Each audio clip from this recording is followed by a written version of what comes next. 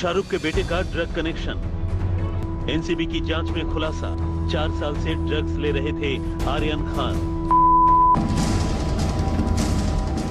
आर्यन के drug connection का सच क्या? इंटरनेशनल ड्रग चेन पर एनसीबी का खुलासा। फूट फूट कर रोया Aryan Khan. A few pills of MDMA, it's cool. How could you guys defend this? That's the kind of attitude. Samit, that's the attitude. पहले तो इसे मासूम नहीं कहना चाहिए। 1 साल की उम्र में मासूम नहीं होता है। जो ड्रग्स पार्टी कर रहा है, खुल्ला पार्टी कर रहा है, लगे हाथों पकड़ा गया था, मासूम कैसे कह सकते हैं?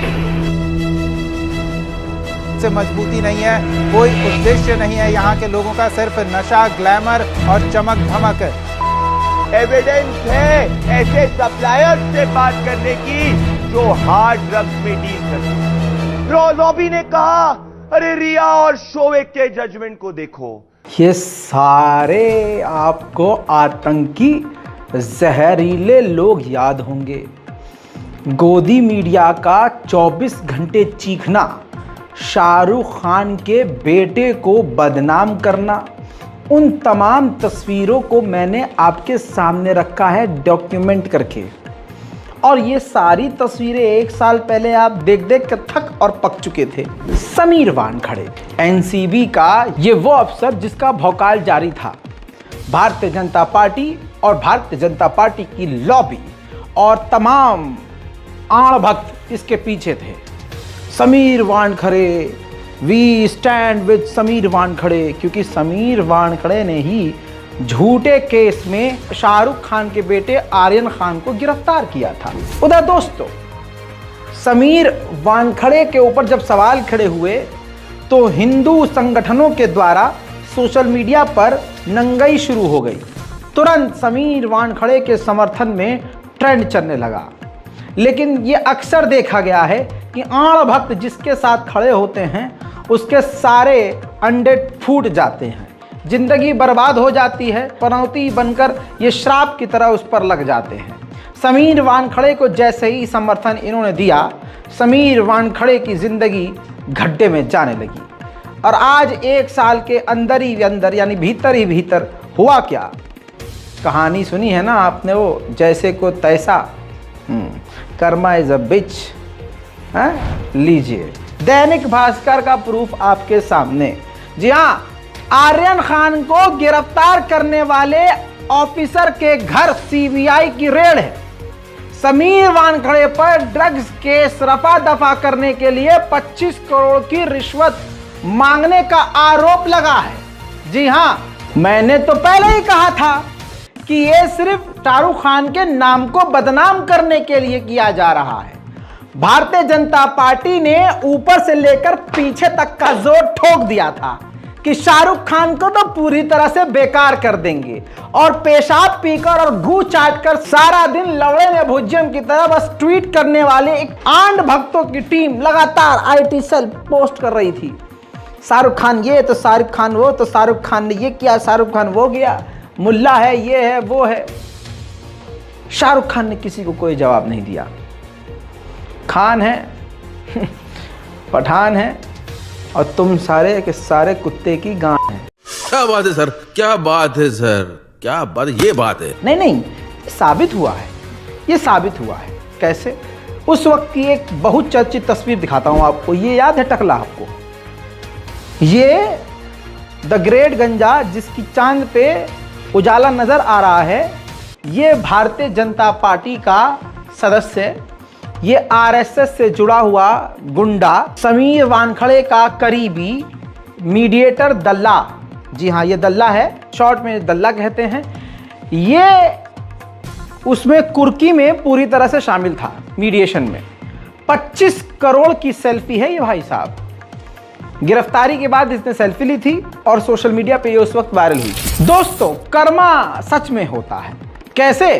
अभी तस्वीर आपको दिखाता हूं। वो संघी और फर्जी न्यूज फैलाने वाला यूट्यूबर मनीष कश्यप, आपको याद है ना, जो 1 साल तक अब जेल में सड़ेगा, जिस पर एनएसए लगा है, देश के टुकड़े टुकड़े करना चाहता था, 2 राज्यों को आपस में लड़वाना चाहता था, जिससे भारतीय जनता पार्टी को एक बड़ा फायदा ये पहुंचाना चाहता था। जेल में अब वो सड़ रहा है और लंबे समय तक सड़ेगा।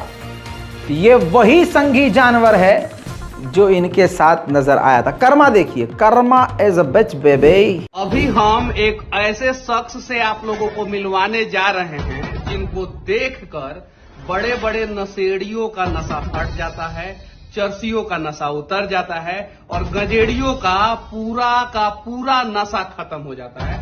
वो कोई और नहीं, हमारे देश के सबसे ईमानदार अधिकारी समीर वानखेड़े। जय हिंद सर। देश के महानायक चलो 25 करोड़ की उगाही कर रहे थे और समीर वानखेड़े ये तो पहली बार फंसे, लेकिन सोचिए इससे पहले समीर वानखेड़े ने और ऐसे अफसरों ने बॉलीवुड के बड़े बड़े सितारों को किस तरह से डराया धमकाया होगा। इज्जत इस्मत की धमकियां देकर क्या क्या काम निकाला होगा। मैं तो ये सोचता हूं कि समीर वानखेड़े जैसे अफसर जो बॉलीवुड की हीरोइनें हैं, एक्ट्रेसेस हैं, उनके साथ ये क्या क्या करते होंगे। धमकियां देकर ड्रग्स के केस में फंसा देंगे, उनके साथ ये शारीरिक शोषण भी करते होंगे। ये तो जांच का विषय है और मैं ये आरोप लगा रहा हूं कि हमारी देश की बेटियां सच में क्या सुरक्षित हैं, इसकी जांच होनी चाहिए। जब शाहरुख खान तक को नहीं छोड़ा तो ये छोटे मोटी एक्ट्रेस हैं जो स्ट्रगल कर रही हैं, डेली सोप में काम कर रही हैं, ये चेक करना चाहिए कि समीर वानखेड़े के निशाने पर कौन कौन महिला एक्ट्रेस थी। उस वक्त जब आर्यन खान का टॉपिक उठाया गया था तो भारतीय जनता पार्टी ने भी फायदा उठाया, संघी चड्डी वालों ने भी फायदा उठाया और टीआरपी कमाया गोदी मीडिया के तमाम भांड पत्रकारों ने। उसमें से टॉप लेवल का एक भांड मैं आपको दिखाता हूं, नाम है सुधीर तिवारी, जिसने उस टाइम बहुत चुतुर मुतुर करी थी।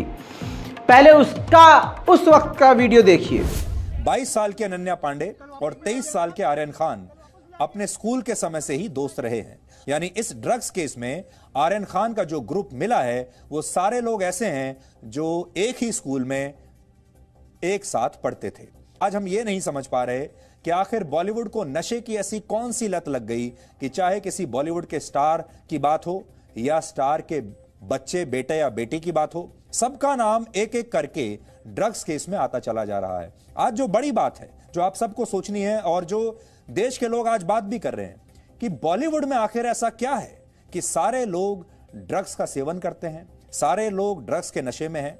और क्या तो बड़े बड़े स्टार्स को सोच लीजिए आप, बड़े एक्टर, छोटे एक्टर, सब ड्रग्स ले रहे हैं और वो ही नहीं, उनके बच्चे भी ड्रग्स ले रहे हैं। ये कमाल की बात है।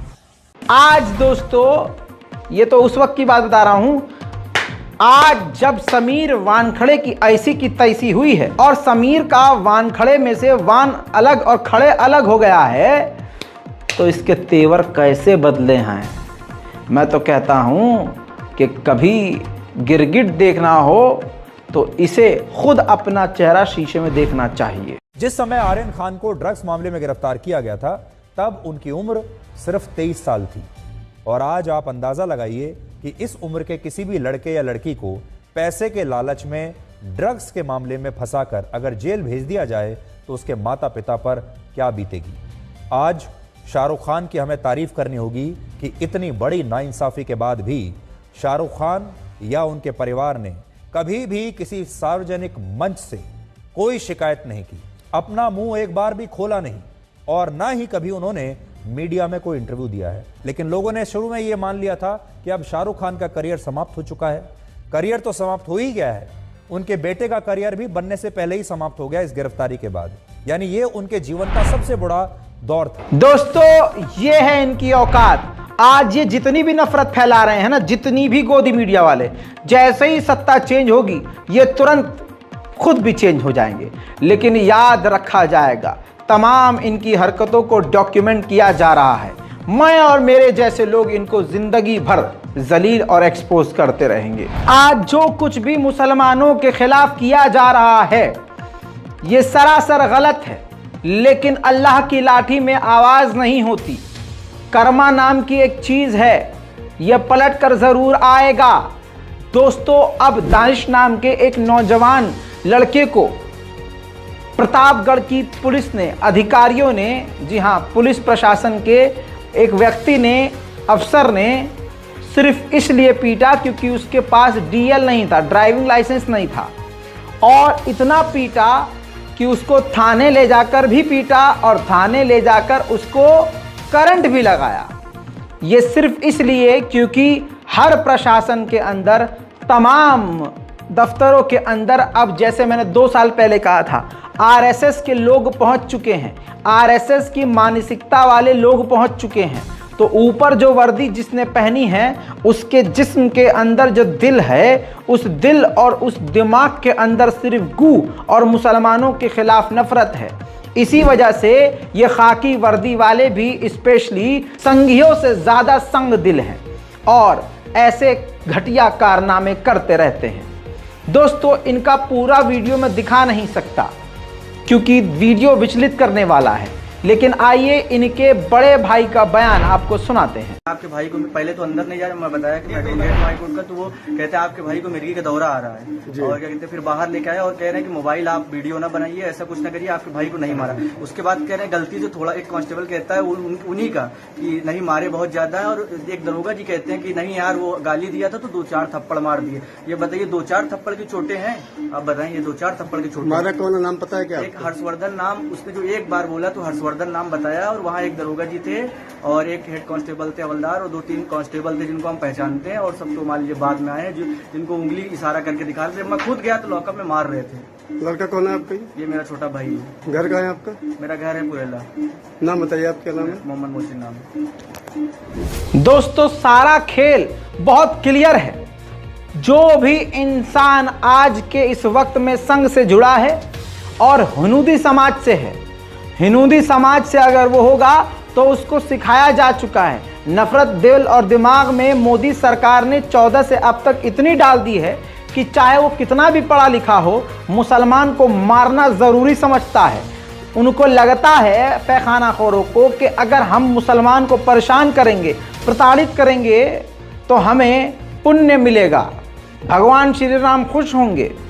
हकीकत यह है कि अगर भगवान श्री राम ज़मीन पर प्रकट हो जाएं, इनके सामने प्रकट हो जाएं, तो इनका मार मार कर भूत बना दें वो खुद, क्योंकि इन्होंने भगवान श्री राम के नाम को जितना बदनाम किया है, इतना इतिहास में कभी किसी ने भगवान श्री राम का नाम बदनाम नहीं किया। मुसलमानों के खिलाफ हर प्लेटफॉर्म को इस्तेमाल किया जा रहा है और वो प्लेटफॉर्म ऐसी चीज़ें होने दे रहे हैं जानबूझकर। अब यहाँ पर हार मुसलमानों की है, कमी मुसलमानों की है। अगर मुसलमान समाज, जो स्टूडेंट समाज है, पढ़ा लिखा युवा है, जो नौकरी करने वाले नौजवान हैं, जो चीज़ों को समझते हैं और सोशल मीडिया पर एक्टिव रहते हैं, अगर उनमें से आधे मुसलमान युवा एक्टिव होकर इनको जवाब देने लगें तो इनके तमाम छेद बंद हो जाएंगे। इनको समझ में नहीं आएगा कि हगने वाला कौन सा है और मूतने वाला कौन सा। लेकिन गलती जब हम मुसलमानों की है कि जब तक आग हमारे घर तक नहीं पहुंचती, हमारी ज़बान हिलती नहीं है। खैर दोस्तों, लाइव एग्जाम्पल आपके सामने है। हिंदू समाज से ही जुड़ा हुआ एक संघी जानवर जिसकी औकात नहीं है कि अपनी तस्वीर लगा सके। शायद ये पड़ोस वाले की गलती से पैदा हुआ पैदावार है, इसकी वजह से बेचारा अपनी आईडी छुपाता है। अकाउंट है पैसा वाला @अमीर लड़का, जबकि मैं नहीं मानता कि यह अमीर होगा, क्योंकि अगर अमीर होता तो ये 2 और 3 रुपए के लिए इस्लामोफोबिक ट्वीट नहीं करता। लिखता है कि फैमिली के साथ मैं ताजमहल गया, टिकट खरीदी 200 रुपये पर पर्सन और अंदर गया। जब ताजमहल के अंदर गए तो वहाँ मुमताज़ और शाहजहां की कब्र थी। तो मेरी माँ ने कहा, कहाँ मुल्लों का कब्रिस्तान घुमाने लाया है, बच्चों को साथ लेकर, कब्रों पर भूत रहते हैं। I return from the yard itself, mom 1 Shahjahan 0। ठीक है, यानी मॉम जीत गए और शाहजहां हार गया और उसको कब्रिस्तान बता दिया गया। बहरहाल अब इसको जवाब मैं दूंगा। सुन बे, तुम इतनी गंदी नस्ल और डरपोक नस्ल के हो कि सामने अपना नाम नहीं रखते और डीपी तक नहीं लगा पाते। पहली औकात तुम्हारी ये है।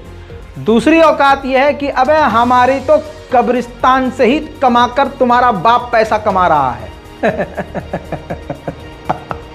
है? हमारे कब्र से भी तुम पैसा कमा रहे हो। दूसरी बात, कम से कम हमारे वालों की कब्र तो है और तुम्हारे वालों को तो बहा दिया जाता है।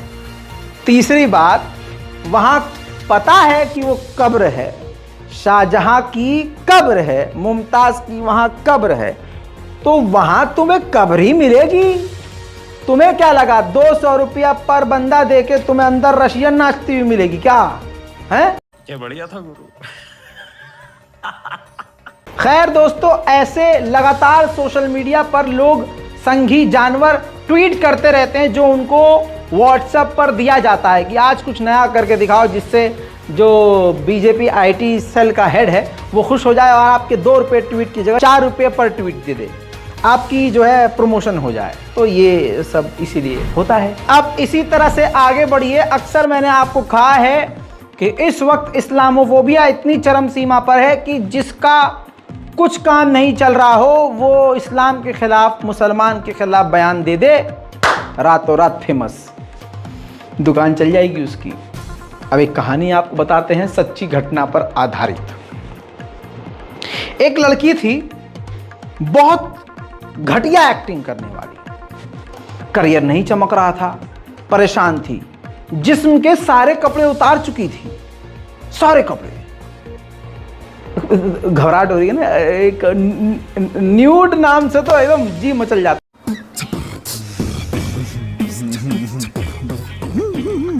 ये है वो अदा शर्मा। आहा, ये देखो, ओए देख रहे हैं आप?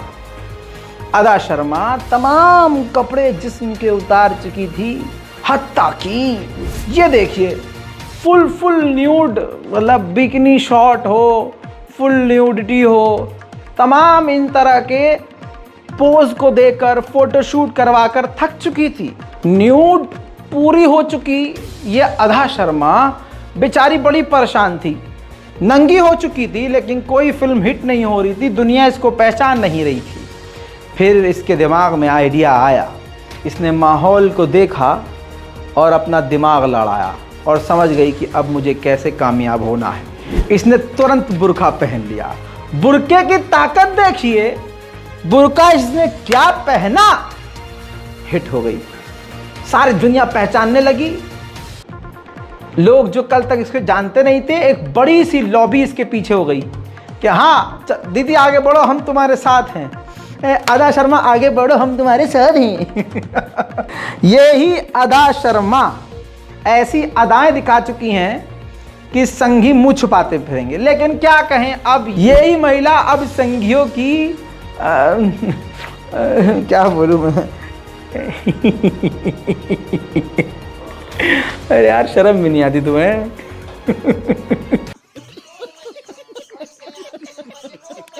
लेकिन है बहुत चालाक, समझ गई है कि अब मेरा सिक्का कैसे चलेगा, तो अब उसने वो सब कुछ करना शुरू कर दिया है जो संघियों को बड़ा पसंद आता है।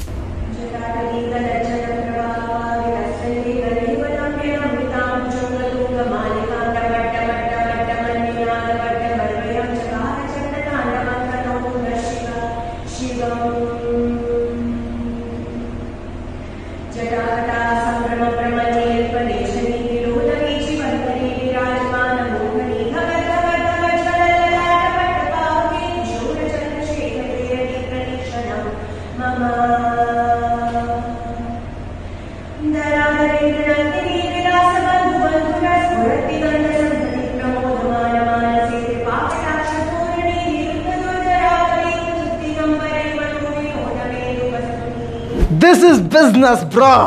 Business. दोस्तों, सारी कहानी आपको समझ में आ चुकी है। द केरला स्टोरी मोदी जी ने खुद बनवाई है। भाजपा का यह प्लान था और यह बिल्कुल शीशे की तरह साफ है। आपको यकीन नहीं तो भारतीय जनता पार्टी के ऑफिशियल अकाउंट के इस पोस्टर को देख लीजिए। जहां भाजपा दिल्ली प्रदेश द्वारा छात्राओं एवं महिलाओं को फिल्म केरला स्टोरी निःशुल्क दिखाई जा रही है, फ्री में दिखाई जा रही है। और भाजपा की दिल्ली ब्रांच ने पोस्ट किया है कि भाजपा दिल्ली प्रदेश द्वारा छात्राओं और महिलाओं को फिल्म केरला स्टोरी निःशुल्क दिखाई जा रही है। इस बहुचर्चित फिल्म को देखने के लिए अपनी सीट बुक करने के लिए इस नंबर पर कॉल करें, समझ रहे हैं। और इस नंबर पर आप जब कॉल करेंगे तो एक तरह से महिलाओं का, औरतों का नंबर, लड़कियों का नंबर चला जाएगा भाजपा के आईटी सेल के पास। फिर इसके बाद देखिए, ये भी एक बड़ा स्कैम हो सकता है। इसके बाद क्या होगा, हिंदू लड़कियों का एक डेटा इनके पास होगा। 150-200 रुपए की टिकट के लिए लड़कियां, हिंदू लड़कियां, छात्र और छात्राएं बीजेपी के दिल्ली आईटी सेल के नंबर पर मिस कॉल मारेंगी, तब उनको फ्री में टिकट दी जाएगी। यानी अपना नंबर देंगी तो यहां भाई साहब अलग ट्रैप चल रहा है। This is business. अरे देवा, ये गड़बड़ है बाबा। अब यहां भाजपा का दोगला चेहरा भी देखिए। दिल्ली में जब फ्री केजरीवाल बिजली देता है तो नहीं, फ्री नहीं चाहिए, भाजपा ही चीखते हैं। और जब फ्री एजुकेशन दिल्ली सरकार देती है तो फ्री एजुकेशन, फ्री नहीं चाहिए हमें, कौन सा मैंने फ्री क्यों लेंगे हम, ये केजरीवाल फ्री की रेबड़ियां बांटे है, हमने लेंगे फ्री में। और जब केजरीवाल महिलाओं के लिए बस फ्री कर देते हैं तो इसमें भी इनके दर्द होने लगता है।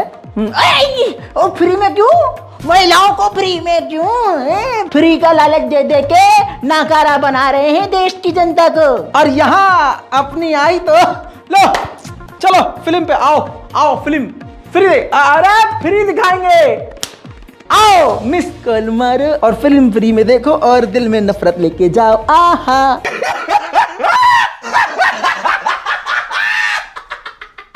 उस देश का हाल क्या होगा जिस देश का प्रधानमंत्री, सीएम और गृह मंत्री एक नफरत भरी फिल्म को प्रमोट कर रहा हो, क्या होगा। माननीय योगी आदित्यनाथ जी ने आधिकारिक ट्विटर हैंडल से फिल्म को प्रमोट करने के लिए लिखा और कहा कि पूरा मंत्रिमंडल के साथ, मान्य सदस्यों के साथ special screening the Kerala story film देखी। इस फिल्म से जुड़े सभी लोगों को हार्दिक अभिनंदन और उन्हें शुभकामनाएं। अब जरा ध्यान से देखिए, तसल्ली से, ये जो लाल घेरे में है ये कौन सी फिल्म देख रहे हैं।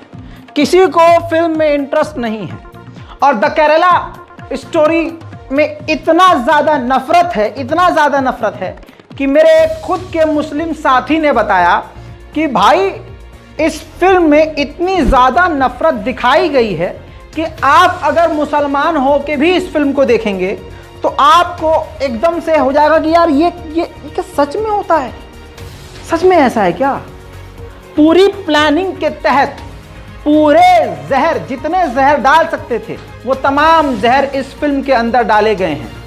और फिल्म देखने के बाद जब थिएटर से लोग निकल रहे हैं तो वो लोग नहीं, नफरत के सौदागर बन के निकल रहे हैं।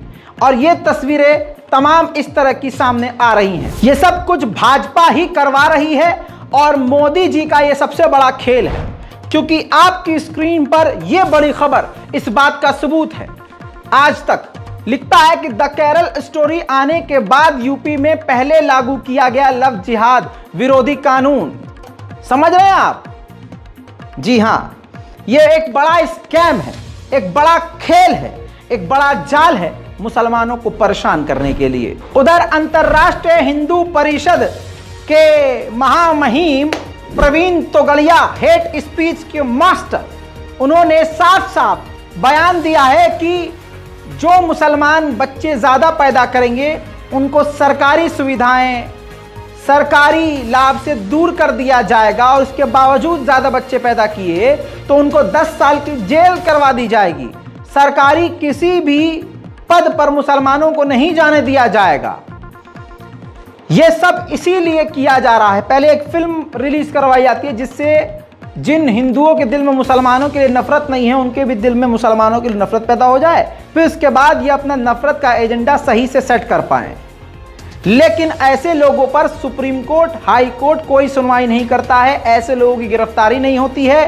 इंटरनेशनल कम्युनिटीज पूरी तरह से खामोश हैं और अगर भारत की बात करें तो खुद भारत के मुसलमान खामोश रह रहे हैं, बिल्कुल खामोश। जो भारत के मुसलमानों के लीडर हैं, जो उलमाए दीन हैं, वो भी खामोश। हम भारत में मुसलमानों की संख्या बढ़ने नहीं देंगे। कानून बनने के बाद 2 से ज्यादा बच्चे पैदा करे वो मुसलमान को सरकारी अन्न नहीं, सरकारी स्कूल हॉस्पिटल में मुफ्त में सेवा नहीं, बैंकों से लोन नहीं, सरकारी नौकरी नहीं, और फिर भी बच्चा पैदा करते तो 10 साल के लिए जेल में डाल देंगे।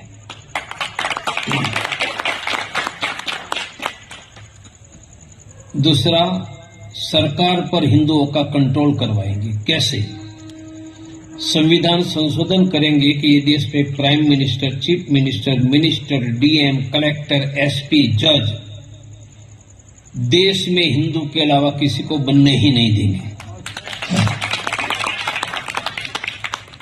संभव है, संभव है। कभी मैं एक ऐलान करता था तो गुजरात में भाजपा का प्रदेश अध्यक्ष को भी मेंबर ऑफ पार्लियामेंट की सीट पर हरा देता था।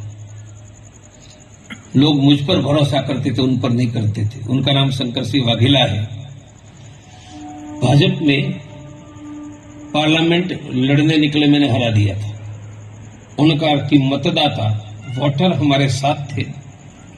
भारत में फिर से एक बार आ जाएगा, हमें पीएम-सीएम नहीं बनना है, हर एक हिंदुओं का घर सुरक्षित रहे, इतनी हमें व्यवस्था खड़ी करनी। तो आप लोग इसमें लगिए, इतनी ही प्रार्थना है। मोबाइल निकालो। अब इन्होंने बकर बकर तो खूब कर दिया, लेकिन रुकिए, इनके गरीबान में इनको झकवाते हैं। माननीय योगी आदित्यनाथ जी खुद 6 भाई बहन हैं। उधर प्रधानमंत्री माननीय नरेंद्र दामोदर दास मोदी जी खुद 7 भाई बहन हैं। और इसके अलावा माननीय आडवाणी 8 भाई बहन हैं। इसके अलावा नरसिम्हा 10 भाई बहन हैं। उधर माननीय बाल ठाकरे 11 भाई बहन हैं। उधर भारतीय जनता पार्टी के चॉकलेट बॉय रवि किशन 5 भाई बहन हैं। लेकिन ये किसी को नजर नहीं आएगा। बच्चा पैदा करने वाली मशीन बता दिया जाता है मुसलमान महिलाओं को। तो यहाँ क्या है भाई साहब, यहाँ क्या था? फैक्स हो रहा था क्या? मतलब अंधेर नगरी चौपट राजा, कुछ भी बोलना है लेकिन मुसलमानों के खिलाफ बोलना है। दोस्तों, भाजपा के अब फैक्ट्स की बात करते हैं। जब किसी नेता, अजय नफरत बेचारे फैला क्यों रहे हैं? क्योंकि इनके अंदर अब इतनी औकात रही नहीं कि ये मुद्दे पर बात कर सकें, क्योंकि इनको बहुत आसान तरीका मालूम है, हिंदू मुसलमान करो और आराम से नफरत फैलाओ। तो दोस्तों, अब कहानी यह है कि जब भी किसी भारतीय जनता पार्टी के नेता से सवाल करोगे कि गैस सिलेंडर महंगा हो रहा है, भरा नहीं पा रहे हैं गरीब लोग, तो पता है जब जवाब इनके पास नहीं होता है तो क्या कहते हैं? क्या? अरे चलिए भैया, चलिए। देखा है? देखिए, महंगाई के कारण लोग सिलेंडर नहीं भरवा पा रहे, सबसे ज्यादा SC/ST के लोग प्रभावित हैं। चलिए भैया, बाद में बात करते हैं, ठीक है ना? मोदी जी की नफरत की राजनीति, आरएसएस और हिंदुत्व के नफरत के कांड की वजह से अब देश धीरे धीरे जाग ही रहा है। कर्नाटक में भी नफरत की नाव पर सवार थी भाजपा, लेकिन वहां दलित समाज के लोगों ने भाजपा के द्वारा जो साड़ी और जो गिफ्ट, यानी उनको खरीदने के लिए, उनके वोट खरीदने के लिए उनको जो इनामात दिए थे, गिफ्ट दिए थे, वो फेंक दिए दलितों ने। और धिक्कार है भाजपा तुझ पे धिक्कार है के नारे भी लगाए हैं। देखिए,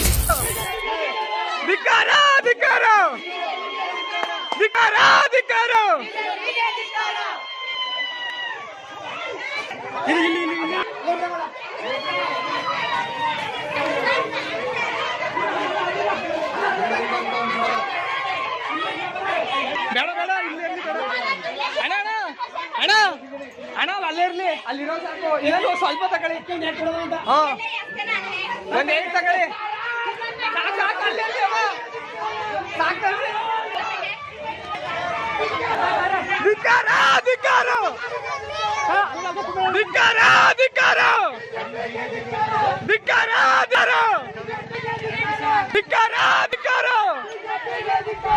अब ये बात सामने आ रही है कि कर्नाटक में औंधे मुंह नफरत वाले लोग गिरने वाले हैं। तो इसके बाद अब भारतीय जनता पार्टी का रंग रूप सामने आने लगा है। जी हां, अब ये आर अशोक भाजपा के जो नेता हैं, इन्होंने कहा है कि अगर कर्नाटक में हमें बहुमत नहीं मिला तो हम अपना ऑपरेशन शुरू कर देंगे। अब जरा भाजपा के ऑपरेशन का मतलब समझ लीजिएगा, आप खुद समझिए कर्नाटक के लोगों, ये कौन सा ऑपरेशन है? ऑपरेशन दंगा। अंधेर नगरी चौपट राजा है और तानाशाही चल रही है। जो भी साहिब को खुश कर दे उसके मजे ही मजे हैं, जिंदगी एकदम गुलजार हो जाती है।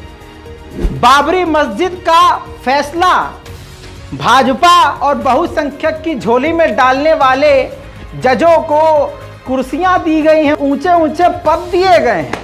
ये सबने देखा और सबने समझा।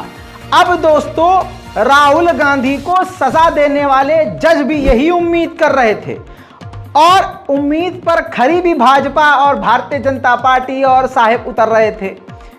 आदेश आया कि उन 68 जज जिन्होंने मोदी जी को खुश किया है उनका प्रमोशन होगा। लेकिन दोस्तों, हो गया उल्टा। जो हमारे सीजीआई है ना, चीफ जस्टिस ऑफ इंडिया, वो इस वक्त भारत के संविधान की रीढ़ की हड्डी हैं और वो चुभ रहे हैं भाजपाइयों के।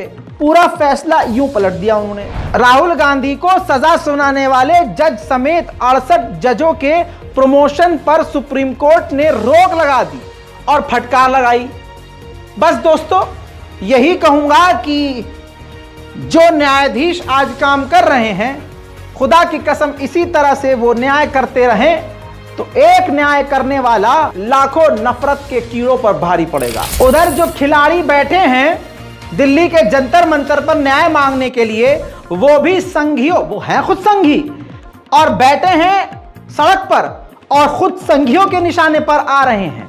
कल तक वो जो खुद शाहीन बाग की औरतों के लिए कह रहे थे, कर्मा आप देखिए कि वो सब खुद झेल रहे हैं और उन्हीं के समाज के लोग उनको गालियां बक रहे हैं। इसी संदर्भ में एक वीडियो सामने आया है और ये देखिए सनातन धर्म के लोग किस तरह से सनातन का प्रमोशन कर रहे हैं।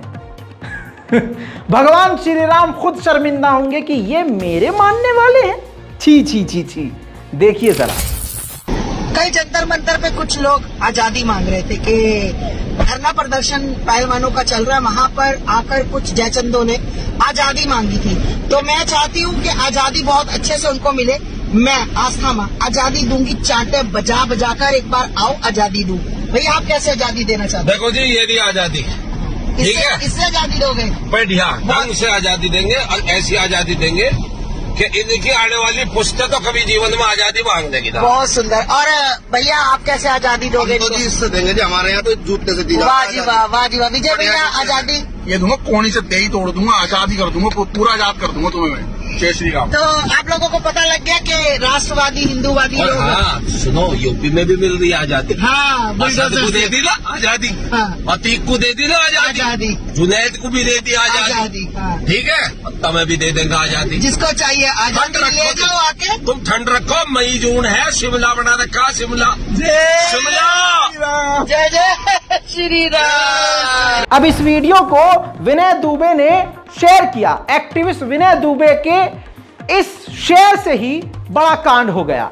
डीसीपी गाजियाबाद ने एक्शन लेने को कह दिया है। लिखा है, उक्त प्रकरण संबंध में प्रभारी निरीक्षण इंदिरापुरम को वीडियो की गहनता से जांच कर आवश्यक वैधानिक कार्रवाई हेतु निर्देश दिया गया है। एक्टिविस्ट विनय दुबे ने उम्मीद जताई और धन्यवाद अदा किया है कि मुझे यकीन है कि इस पर कार्रवाई होगी और तीनों पर एफआईआर दर्ज होगी। इसके अलावा नफरत फैलाने वाली वशीन, जैसा मुंह वैसी बात करने वाला इंसान सुदर्शन, इसको दिल्ली हाई कोर्ट ने जोरदार तमाचा जड़ दिया है। आपकी स्क्रीन पर यह पूरी रिपोर्ट मौजूद है। दिल्ली हाई कोर्ट ने ऑर्डर दिया है और लताड़ लगाई है सुदर्शन न्यूज के संपादक सुरेश चक्रवाणे को जलील करते हुए कहा है कि सोशल मीडिया अपने प्लेटफॉर्म से, न्यूज चैनल से, वो जिसमें आप मुसलमान व्यक्ति को मुस्लिम धर्म में कन्वर्ट करने का इल्जाम लगा रहे हैं उन तमाम कंटेंट को डिलीट करना ही पड़ेगा जिसमें आपने जिहाद का नाम, उस आदमी को जिहादी बताते हुए उसको जलील किया है और टारगेट किया है, और फोर्स रिलीजियस कन्वर्जन का नाम लेते हुए आपने फेक न्यूज फैलाई है। दिल्ली हाई कोर्ट ने चक्रवाणे को जलील करते हुए कहा है कि अजमत अली खान के खिलाफ जबरन धर्मांतरण के आरोप जो आपने झूठे लगाए हैं और वीडियो में जिहादी शब्द का जो आपने इस्तेमाल किया है, तमाम ऐसे कंटेंट को तुरंत प्रभाव से हटा लीजिए, आपके लिए बेहतर होगा। लेकिन जलील तो जलील होते हैं। हाईकोर्ट के खिलाफ जो 2.5-3 महीना अपना शो चलाना शुरू कर दे, उसको क्या कोर्ट का डर होगा? स्क्रीन पर देखिए किस तरह से अवमानना वाले काम कर रहा है। इसने खुद चक्रवाणी ने ट्वीट किया है कि कोर्ट हमारा भी पक्ष सुनते तो संभवतः आदेश अलग होता, पीड़िता का भी पक्ष पता चलता तो उसके साथ भी न्याय की बात होती। रही बात जिहाद शब्द के उपयोग की, तो इस पर प्रसारण मंत्रालय का कोई बैन नहीं है, उसके उचित उपयोग के लिए लड़ाई जारी रहेगी। जिहादी को और क्या कहें, इसके लिए कोर्ट जाएंगे। तो दोस्तों, आप देख रहे हैं जिसके नसों में खून की जगह नफरत बहती हो, उसे कोई फर्क नहीं पड़ता कि कोर्ट क्या कह रहा है। जब तक माननीय सुप्रीम कोर्ट आदेश देकर इस इंसान को जेल में बंद नहीं करवा देते, तब तक ये इसी तरह से कोर्ट को भी गाली बकेगा, कोर्ट के आदेश को भी गाली बकेगा, संविधान को भी गाली बकेगा। दोस्तों, ये जितने भी जानवर हैं जो हिंदू राष्ट्र के लिए गला फाड़ रहे हैं और मुसलमानों को इस देश के लिए और हिंदुओं के लिए खतरा बता रहे हैं और लव जिहाद के नाम पर मुसलमान लड़कों को इल्जाम लगाकर मार पीट देते हैं, खुद हिंदू लड़कियां खुद इन्हीं हिंदुओं से बची हुई नहीं हैं। दोस्तों, मोती झील कानपुर का एक इलाका है, कानपुर के रहने वाले इसकी पुष्टि कर देंगे। मोती झील के इलाके में गरीब 5-6 साल की बच्ची जो गुब्बारा बेचती थी, उसको विजय नाम के एक युवक ने मोती झील में बहानों से भैला फुसलाकर कोने कोतड़े में ले जाकर उसका बलात्कार कर दिया। और बलात्कार करने के बाद जब लड़की बिल्कुल बेसुध हो गई, मौत के मुंह में चली गई, तो वो उसे वहां छोड़कर फरार हो गया। आपकी स्क्रीन पर ये सनातनी धर्म का मानने वाला गिरफ्तार करके जिसको जेल भेज दिया गया है, नवाबगंज विष्णुपुरी कॉलोनी का रहने वाला रेप के आरोपी विजय कुमार को पुलिस ने अरेस्ट करके जेल भेज दिया है।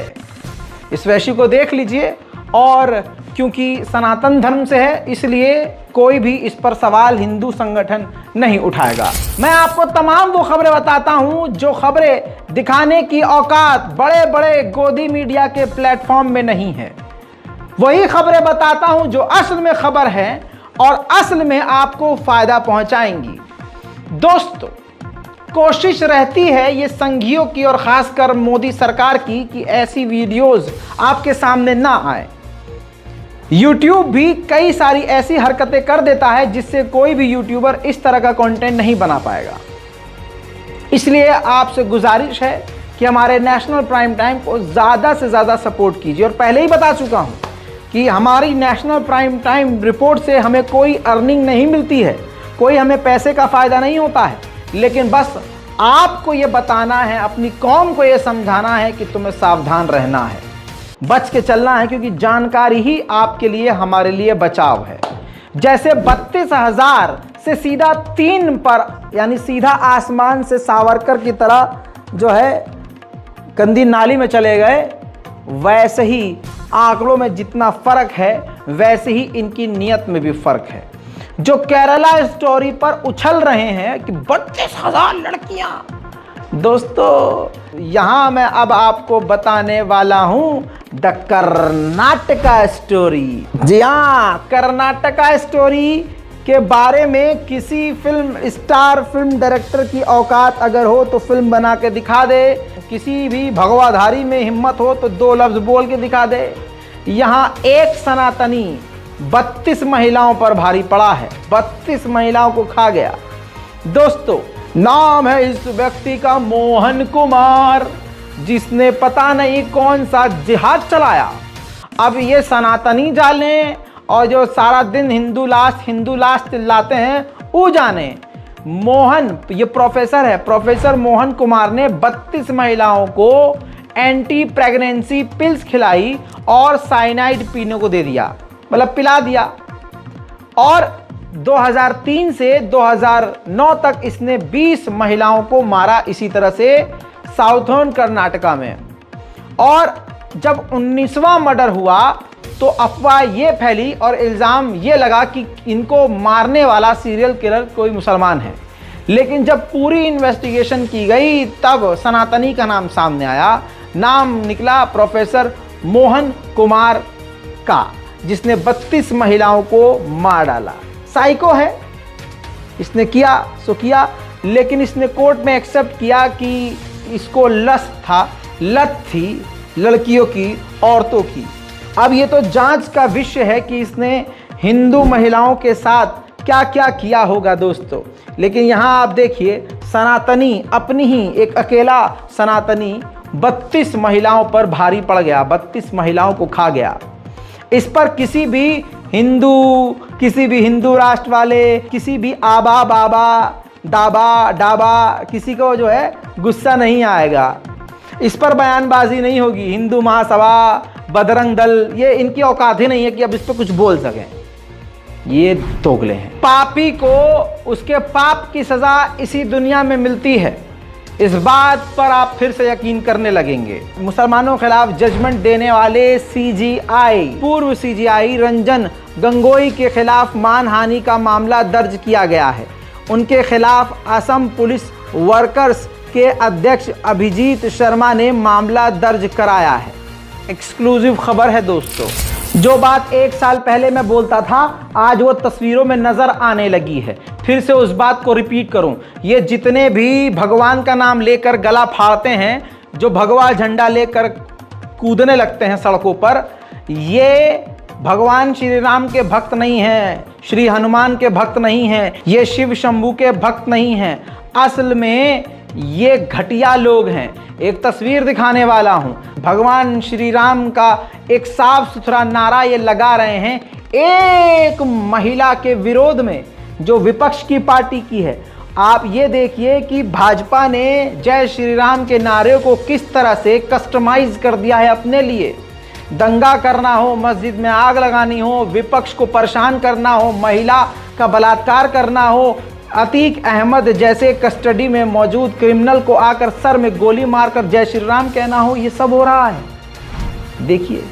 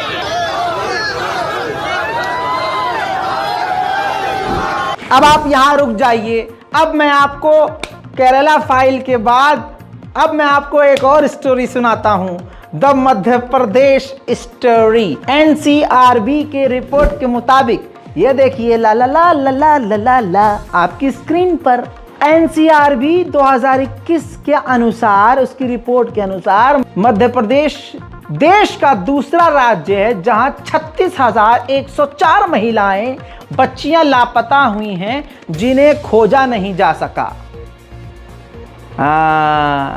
क्राई इंडिया के अनुसार 2017-2021 के बीच 36,890 नाबालिग लड़कियां गायब हुई, जिनकी रिकवरी रेट 65% है। एमपी महिला अपराध में देश में नंबर 1 है। लल्ला लल्ला, यहाँ पर कोई आपको स्टोरी नहीं सुनाएगा, यहाँ पर किसी भी सनातनी को दर्द नहीं होगा, यहाँ पर कोई भाजपाई चीखेगा नहीं हमारी बेटियों के साथ ऐसा हो रहा है, हम नहीं झेलेंगे, हिंदू थकले में, उठो जागो लड़ो काटो, अब नहीं बोलेगा। वाह क्या एक्टिंग कर रहा है। यह हकीकत है भाई।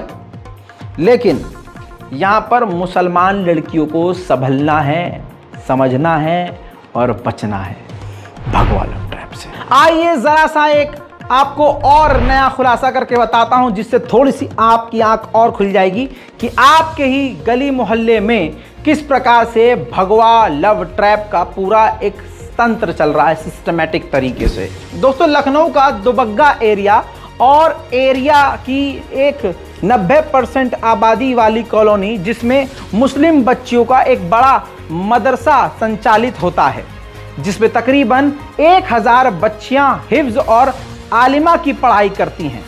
ऐसे माहौल में, ऐसी जगह में एक दुनियावी तालीम के साथ दीनी तालीम देने वाला ज़बरदस्त कॉन्वेंट स्कूल और इन सभी के बीच संचालित होने वाली एक इंग्लिश बोलने वाली कोचिंग, जो फ्री में 1 साल का कोर्स कराती है और सर्टिफिकेट भी देती है, बिल्कुल फ्री। टोटल मुस्लिम आबादी होने और इस्लामिक माहौल के बाद भी ऐसी कॉलोनी में, जिसमें एक FEA नाम की संस्था फ्री स्पीकिंग कोर्स कराती है, जिसके HR कोऑर्डिनेटर जी पांडे जी हैं, जिसमें अक्सर बच्चियां मुस्लिम हिजाब वालियों और लड़के अधिकतर गैर मुस्लिम। बाकायदा लड़कियों को मगरबी तालीम देना और हर लड़की और लड़के का एक जोड़ा बनाना, लड़की और लड़कों को एक साथ जोड़े की तरह साथ बिठाना और उन्हें आपस में बिल्कुल घुल मिल जाने तक आपस में बात करने के लिए पूरी आज़ादी देना।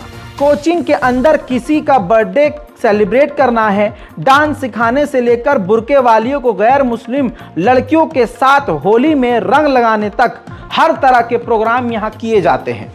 ऐसा सिर्फ मैं लखनऊ के बारे में नहीं बता रहा हूँ, आप छोटे से छोटे गांव और बड़े से बड़े शहर में चले जाइए, ये हो रहा है। Coaching centre, private coaching centre में यही सब चल रहा है। पार्टी होगी, फेयरवेल पार्टी होगी, होली पार्टी, दिवाली पार्टी, ईद, कुछ भी होगा, उसमें अय्याशी, नाच गाना, बेहुदगी होगी।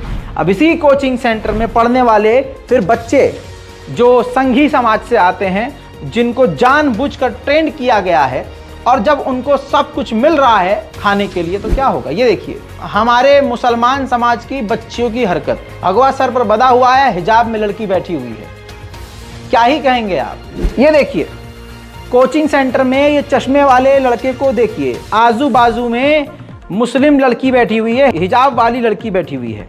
अब इसका अकाउंट देखिए, प्रवण सिंह राणा, ये राणा है, जय राजपूत, और इसके प्रोफाइल पे जाइए, ये खास पार्टी का भक्त होगा।